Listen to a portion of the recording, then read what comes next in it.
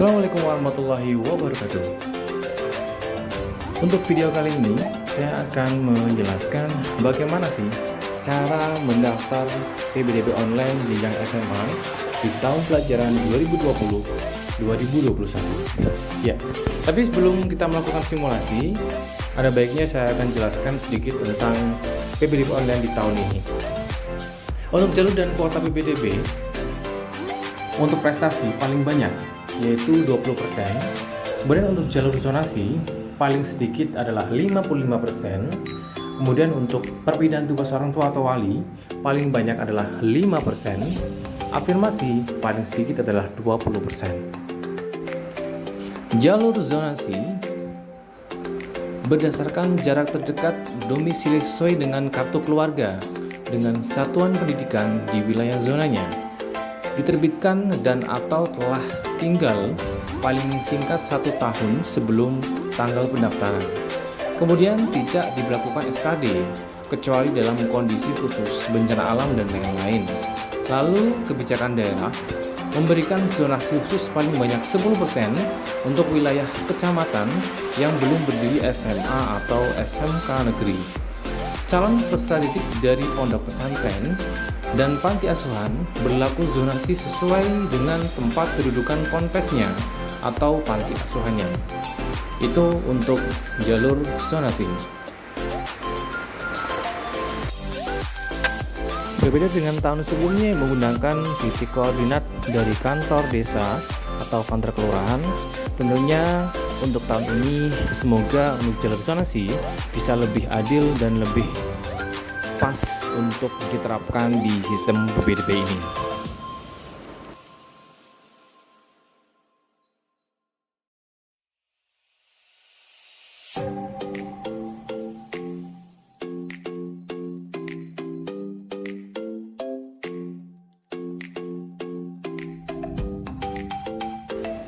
Ya, kemudian untuk jalur afirmasi, sasarannya adalah keluarga ekonomi tidak mampu, penyandang disabilitas, dan nakes COVID-19.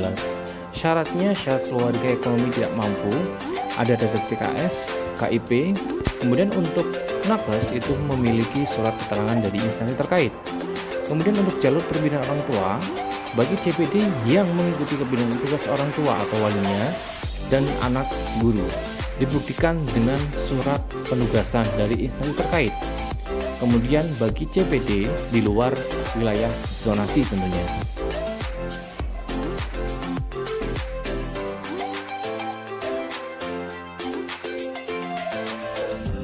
Lalu untuk jalur prestasi itu bagi CPD di dalam dan di luar wilayah zonasi. Seleksi prestasi berdasarkan nilai raport ditambahkan dengan bobot nilai prestasi kejuaraan akademik dan non-akademik dari hasil kejuaraan berjenjang maupun tidak berjenjang. Bukti prestasi diterbitkan paling singkat 6 bulan dan paling lama 3 tahun sebelum tanggal pendaftaran PBDB online tahun 2021.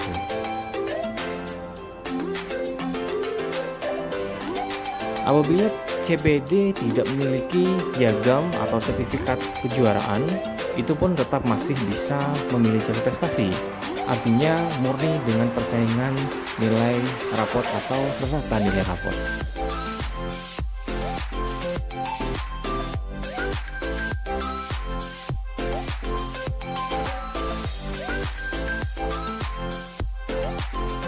Kemudian untuk proses seleksi, jalur zonasi mengutamakan atau prioritas untuk seleksi jarak tempat tinggal terdekat, kemudian usia yang lebih tua. Untuk jalur afirmasi dan jalur perpindahan orang tua atau wali itu sama dengan prioritas untuk seleksi jalur zonasi. Kemudian untuk jalur prestasi itu diutamakan adalah bobot nilai tertinggi ditambah dengan sertifikat atau piagam kejuaraan dan usia yang lebih tua tentunya.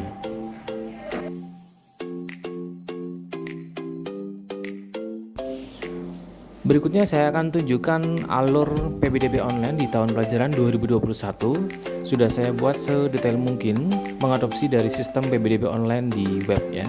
Yang pertama adalah calon peserta didik mengakses situs ppdb.jatengprof.go.id untuk melakukan verifikasi berkas. dan penerimaan token itu tanggal 14 sampai 19 Juni 2021. CBD memasukkan kata kunci yang meliputi NISN, NIK, tempat tanggal lahir. Kemudian CBD melakukan upload dokumen yang meliputi fakta integritas, kemudian kartu keluarga dan lain-lain sesuai dengan kebutuhan, ya, termasuk surat keterangan daerah juga. Kemudian CBD melakukan persetujuan pengajuan akun dan mencetak bukti pengajuan akun yang di dalamnya tertera nomor peserta dan token. Nah, setelah kita mendapatkan token di minggu yang berikutnya, yaitu sebelum kita melakukan pendaftaran, kita harus memasuki laman aktivasi, kemudian memasukkan nomor peserta, kemudian diikuti dengan token, lalu kita disuruh untuk membuat password. Ingat, buatlah password dengan kombinasi angka dan huruf yang mudah diingat oleh CPD. Janganlah sampai nanti lupa dan kita kesusahan untuk melakukan pendaftaran. Kemudian pendaftaran dilakukan tanggal 21 sampai 23 Juni tahun 2021. Untuk waktu pendaftaran itu mulai pukul 7 sampai dengan 23.59 waktu Indonesia Barat. Itu berlaku di tanggal 21 sampai tanggal 23 Juni. Kemudian untuk tanggal hari terakhir 24 Juni itu sampai jam 16.00. Kemudian CPD kembali mengakses situs ppdb.jatengprof.go.id untuk melakukan aktivasi akun tadi. Ya, kemudian baru kita memilih jalur pendaftaran, login dengan password yang sudah kita peroleh, kemudian kita memilih sekolah. Di situ nanti akan dimunculkan beberapa sekolah yang dekat dengan tempat tinggal kita. Bisa 2 atau 3 sekolah sesuai dengan pengaturan sistem. Nah, kalau sudah pilih sekolah, kemudian pilih jurusan, ya. Kemudian lalu kita mendapatkan hasil dari pendaftaran kita. Kemudian jangan lupa untuk menyimpan hasil dari atau bukti dari pendaftaran yang sudah kita lakukan. Kemudian pengumuman diterima pada tanggal 26 Juni 2021 selamat-selamatnya jam 23.59. CBD datang ke sekolah, ya, untuk melakukan daftar ulang tanggal 28 Juni sampai 2 Juli. Wajib mematuhi protokol kesehatan. Kemudian hari pertama masuk sekolah adalah tanggal 12 Juli 2021. Itu adalah alur singkat yang saya perjelas dan pertajam agar nanti calon peserta didik lebih mudah untuk memahami proses pendaftaran online di tahun ini. Untuk daya tampung, di sini menjelaskan di SMA 1 Bantar Bolang, yaitu peminatan MIPA ada 5 rombel, dengan per rombel itu isinya ada 36 peserta didik. IPS juga sama, kemudian totalnya adalah 360 siswa atau calon peserta didik baru dan berjumlah 10 rombel. Kemudian bagi para CPD yang bingung atau ingin berkonsultasi, bisa masuk ke link grup Telegram CPD Semanba dengan nama bit.ly/CPD Semanba 2021. Oke, langsung saja kita masuk ke situs demo jateng.demo.siap-ppdb.com, ya. Kita akan mulai mendemonstrasikan untuk langkah pertama, yaitu mengajukan akun. Klik ajuan akun, ya. Di bagian kiri bawah, ya, itu ada tulis ajuan akun, tombolnya berwarna kuning, ya. Karena kita memilih SMA, otomatis kita pilih yang SMA. Kalau kita pilih SMK, kita pilihnya yang SMK. Nah, di sini kita disuruh untuk memasukkan nomor induk siswa nasional, ya, sekolah.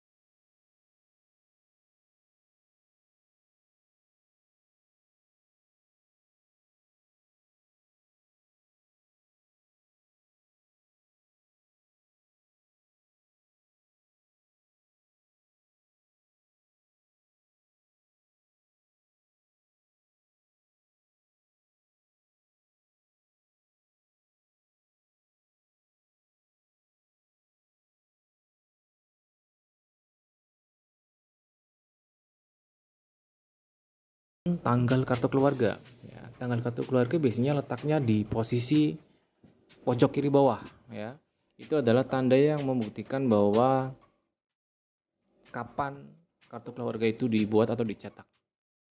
Kita masukkan saja tanggalnya.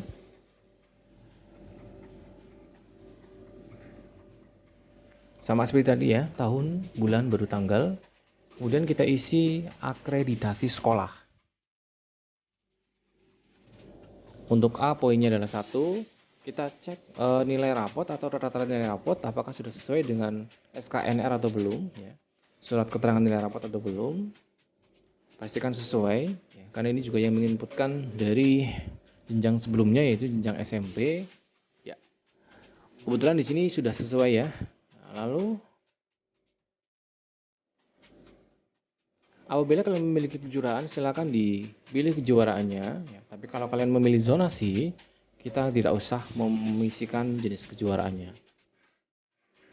Kemudian apakah itu siswa miskin, apakah anak dari tenaga COVID, atau status anak guru. Ya, kalau iya, kita akan disuruh untuk mengisikan beberapa isian, diantaranya adalah NPSN, sekolah ibu mengajar atau orang tua mengajar, kemudian nomor SK-nya, lalu nama orang tuanya. Tapi kalau kita bukan, kita pilih tidak atau bukan, lalu kita klik lanjutkan.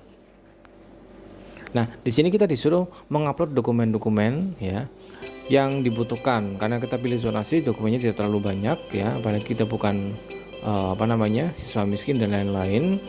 Cukup mengupload SKNR, kemudian fakta integritas, dan satunya lagi adalah kartu keluarga. Jadi untuk yang bertanda bintang, pastikan dokumennya sudah ada disiapkan agar bisa terupload ke sistem.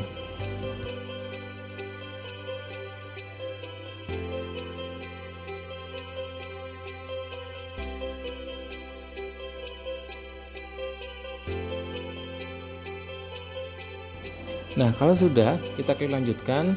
Kita cek kembali biodata yang sudah kita entrikan dan dokumen yang sudah kita upload. Pastikan sudah sesuai dengan data yang ada di kita. Kalau sudah sesuai, kita bisa melanjutkan ke tahap yang berikutnya. Di bagian bawah juga masih sama, sekali lagi ditunjukkan titik koordinat tempat tinggal CPD sesuai dengan kakak. Ya, kalau sudah kita klik setuju, lalu klik lanjutkan. Nah, di sini kita sudah mendapatkan kode verifikasi token yang digunakan untuk mengaktifasi akun kita. Ya. Jangan lupa cetak dan simpan, ya, agar tidak hilang. Ya, kita boleh simpan di handphone, di flash disk atau yang lain sebagainya. Kemudian dicetak. Ya, ketika kita mau mengaktifasi akun, token sudah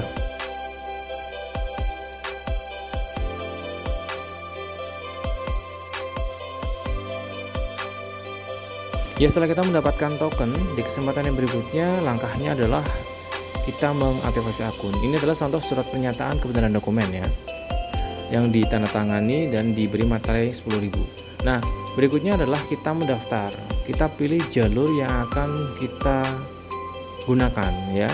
Misal zonasi, kemudian karena kita sudah melakukan pengajuan akun di minggu yang sebelumnya, sekarang kita melakukan aktivasi akun. Ingat, token disiapkan. Kita masukkan nomor peserta. Lalu setelah kita menemukan nomor peserta, di bawahnya kita masukkan token ya. Ya, nomor pesertanya kita copy saja kalau sudah ada.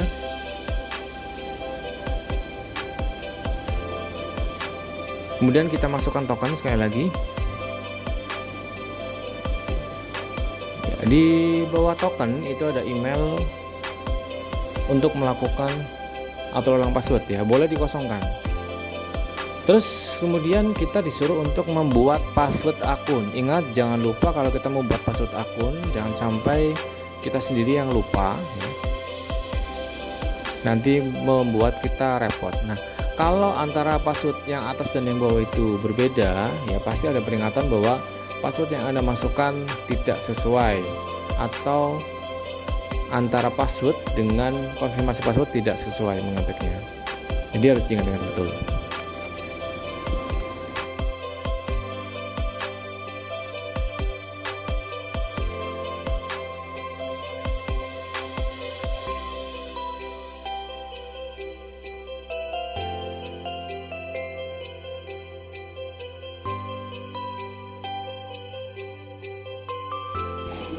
Ya, setelah berhasil, lalu kemudian langkah berikutnya adalah mengupload dokumen ya. Untuk verifikasi akun sudah mengupload dokumen, dan kemudian pendaftaran juga mengupload dokumen lagi. Tapi tidak sebanyak pada saat kita tampilannya tidak sebanyak pada saat kita melakukan verifikasi akun ya. Di sini kita mengupload dokumen fakta integritas dan surat keterangan nilai rapot saja ya. Ingat, untuk ukurannya tidak boleh melebihi kapasitas 1 MB.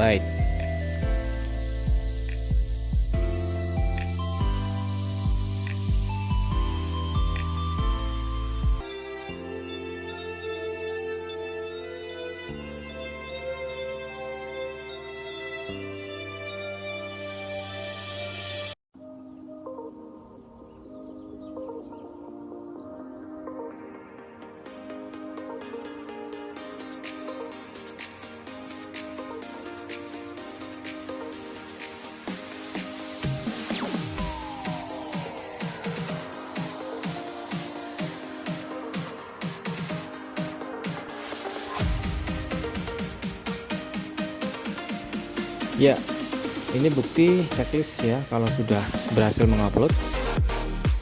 Kemudian kita klik lanjutkan ya, atau kembali ke beranda.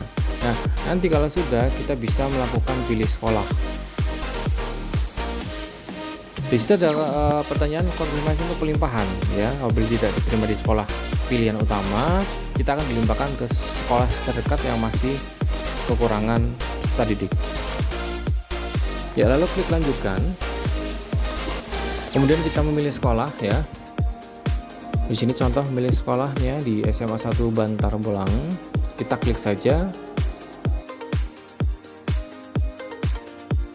Kemudian untuk pemilihan jurusan IPA atau IPS itu by sistem ya. Walaupun kita memilih jurusan IPA, IPS atau bahasa, tetapi kalau sistem menghendaki dengan pembuatan nilainya lebih mengarah ke suatu jurusan, maka tidak mesti yang jurusan pilihan kalian akan menjadi jurusan final yang nanti akan kalian ambil di sebuah sekolah. Nah, kalau sudah, kita pilih setuju ya. Itu ada pernyataan bahwa data yang kita isikan atau beberapa file-file yang kita upload adalah file-file yang sebenarnya, artinya bukan file palsu atau yang lain. Nah, kalau sudah klik, kita klik setuju, kemudian lanjutkan. Nah, di situ kalian sudah mendapatkan bukti pendaftaran. Jangan lupa dicetak, disimpan, di flash di handphone dan lain-lain ya. Nanti ketika proses pendaftaran sudah selesai, kemudian ada pengumuman. Formulir ini digunakan untuk lampiran pada saat daftar ulang. Sekali lagi, formulir ini digunakan untuk lampiran pada saat daftar ulang.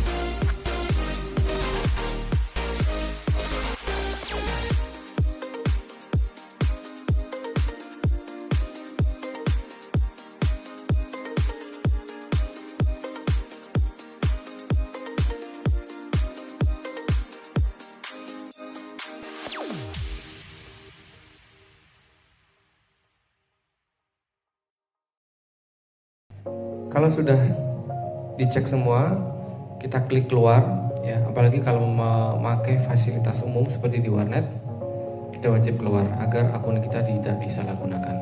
Ya, cukup sekian saja video tutorial kali ini. Semoga bisa membantu. Mohon maaf kalau banyak salah-salah kata. Terima kasih. Wassalamualaikum warahmatullahi wabarakatuh.